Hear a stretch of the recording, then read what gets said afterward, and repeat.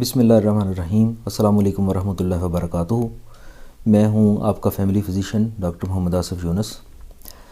آج ہم ڈسکس کریں گے کہ کیا شوگر یعنی ڈائبٹیز میلائٹس اس کو جڑ سے ختم کیا جا سکتا ہے، یعنی اس کو پرماننٹلی کیور کیا جا سکتا ہے یا نہیں۔ سب سے پہلے ہم ڈسکس کرتے ہیں کہ شوگر ہوتی کیا ہے۔ ہماری خوراک 6 اجزاء پر مشتمل ہوتی ہے، جس میں carbohydrates, proteins, fats, vitamins, minerals اور واٹر۔ یہ ہماری تمام جتنی بھی غذا ہوتی ہے وہ ان 6 اجزاء کے اوپر ہی مشتمل ہوتی ہے۔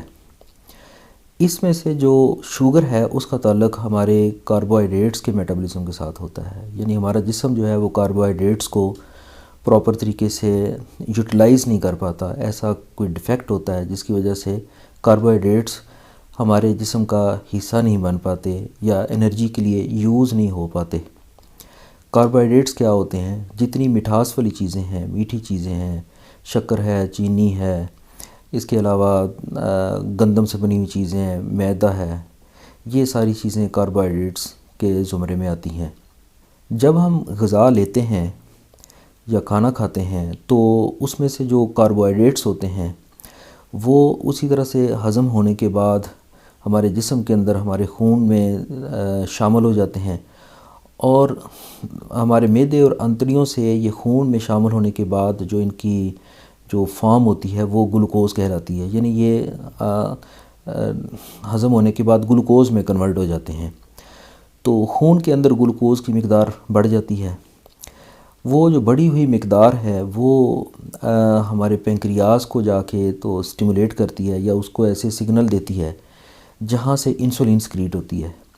انسولین کا کام یہ ہوتا ہے کہ وہ خون کے اندر شامل ہونے کے بعد، یعنی لبلبا سے نکلنے کے بعد خون میں شامل ہونا، اور خون سے شامل ہونے کے بعد جو جسم کے باڈی سیلز ہیں، جو خلیات ہیں، ان کے اوپر چھوٹے چھوٹے پورز ہوتے ہیں، چھوٹے چھوٹے جیسے گیٹس ہوتے ہیں۔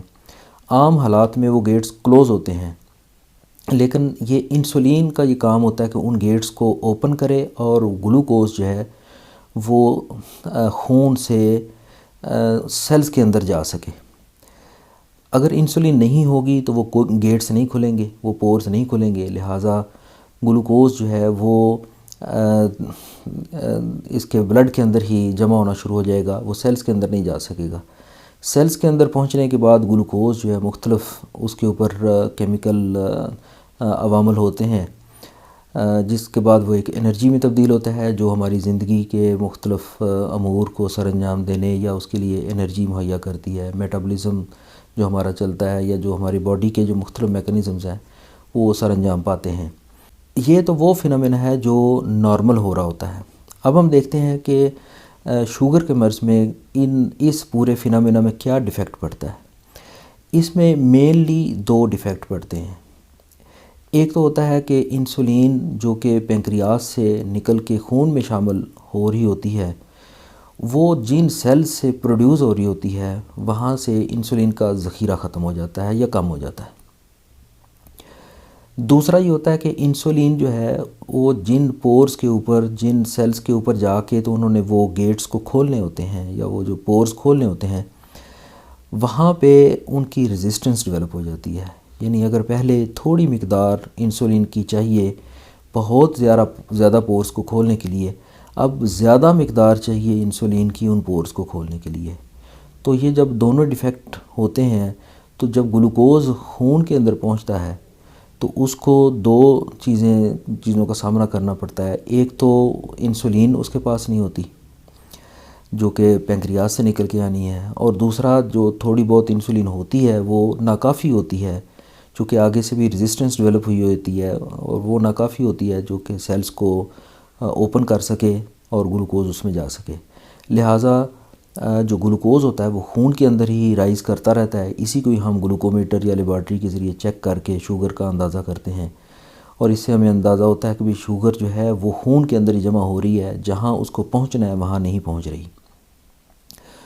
تو اب یہ جو دعویٰ کیا جاتا ہے کہ شوگر کو جڑ سے ختم کر دینا، یا اس کو ایسے کئی حضرات دعویٰ کرتے ہیں کہ یہ نسخہ استعمال کریں یا یہ چیز جس سے یہ شوگر جو ہے وہ ہمیشہ کے لیے ختم ہو جائے گی۔ سب سے پہلے تو یہ دیکھنا پڑے گا کہ کیا وہ اس فینومینا کو جانتے ہیں کہ یہ شوگر ہوتی کیا ہے، جس طرح سے ہم نے یہ ایکسپلین کیا ہے اس کو. اور اگر یہ ایسا ہے تو وہ ان کے جو ایسے ٹوٹکے یا نسخے وہ وہاں کیا کرتے ہیں، کیا وہ وہاں سے انسولین کی پروڈکشن شروع کر دیتے ہیں، وہ سیلز نارمل ہو جاتے ہیں یا ریزسٹنس ختم ہو جاتی ہے.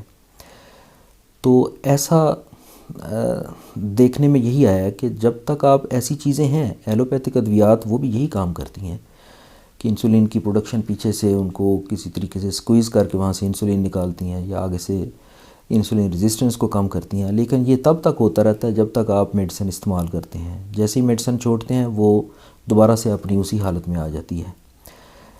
اس کا دعویٰ کیسے کیا جا سکتا ہے کہ یہ مکمل ٹھیک نہیں ہوتی؟ اس لیے کہ اس کا ایویڈنس ہے. ایک چیز ہوتی ہے جس کو ہم بولتے ہیں ایویڈنس بیسڈ میڈیسن، کہ چیزوں کو ٹرائلز کے ذریعے پرکھا جاتا ہے اور اس کے بعد ایک نتیجہ اخذ کیا جاتا ہے.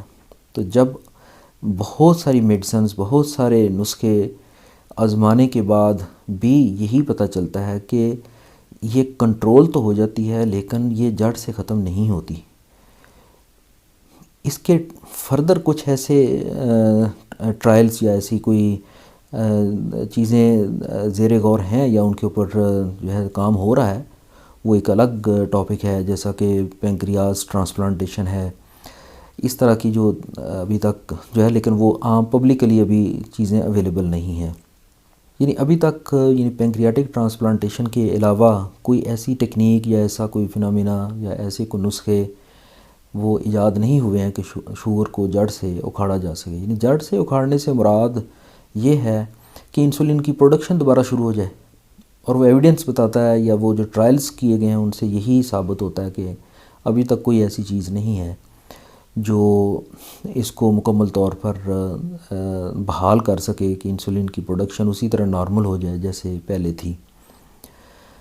البتہ کچھ ایسی چیزیں ہوتی ہیں، ہربل چیزیں ہیں، جن کے سہارے پہ ایسے لوگ جو ہیں وہ ان چیزوں کا دعویٰ کرتے ہیں.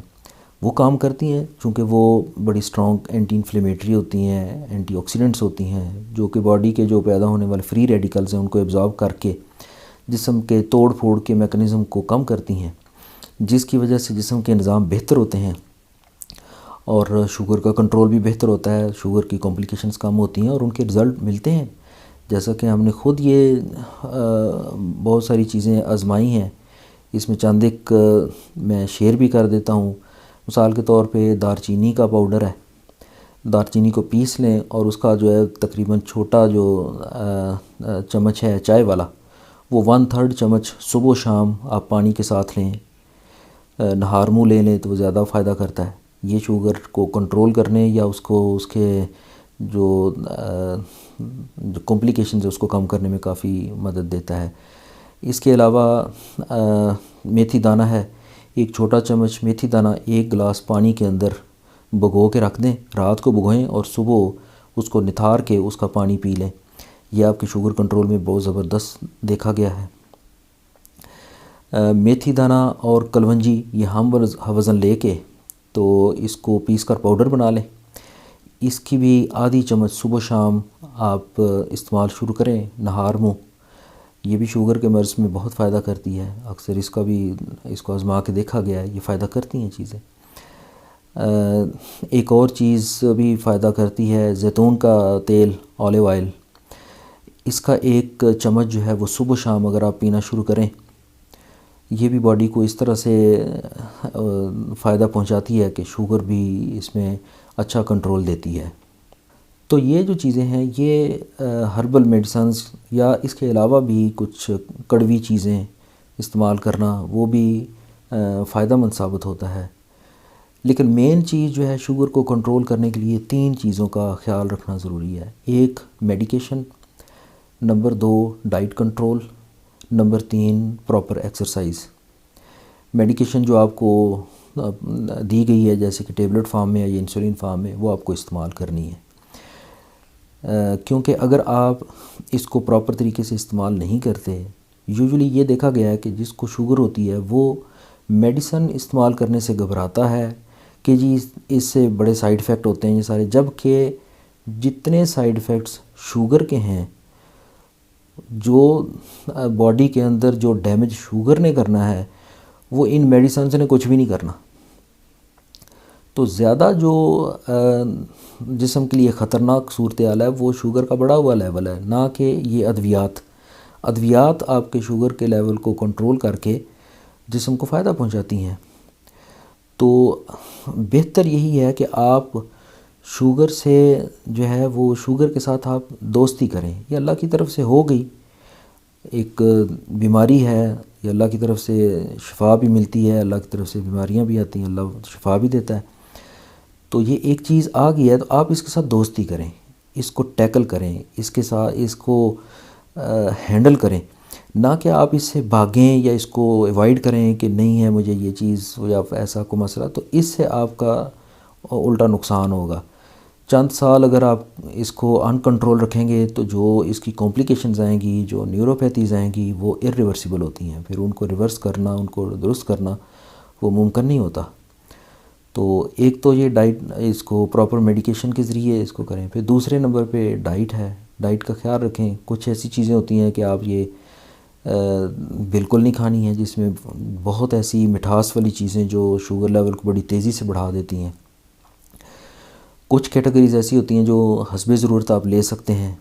کچھ کیٹیگریز ایسی ہوتی ہیں جو کہ آپ اپنی منشا کے مطابق زیادہ بھی استعمال کر سکتے ہیں. تو یہ چارٹس نیٹ کے اوپر بھی اویلیبل ہیں، مختلف کلینکس کے اوپر بھی یہ مل سکتے ہیں. اور نمبر 3 ہے آپ پراپر ایکسرسائز کریں. اور اس کے لیے بہت زیادہ ایکسرسائز کی ضرورت نہیں ہوتی، بلکہ اس کے لیے روزانہ تقریباً 20 منٹس برسک واک یعنی تیز چلنا یہ فائدہ مند ثابت ہوتا ہے. یعنی یہ جو پروٹوکول ہے اس کا کہ ہفتے میں 150 منٹس یعنی ہفتے میں 150 منٹس آپ نے جو ہے وہ جو برسک واک کرنی ہے. تو یہ تقریباً روزانہ کے 20 منٹس بنتے ہیں. تو یہ تینوں چیزوں کو آپ کمبائن کریں گے، آپ کا شوگر لیول اچھا ہوگا اور شوگر کنٹرول رہے گی اور اس کی کمپلیکیشنز نہیں آئیں گی. امید ہے کہ آپ کو یہ ویڈیو پسند آئی ہوگی. میرے چینل کو سبسکرائب کریں اور ساتھ اویئر ہونے والے بیل آئیکن کو ضرور پریس کریں تاکہ آپ کو ہر نئی آنے والی ویڈیو کا نوٹیفیکیشن آسانی سے مل سکے. چینل کو لائک کریں، شیئر کریں. اجازت دیجیے، اللہ حافظ.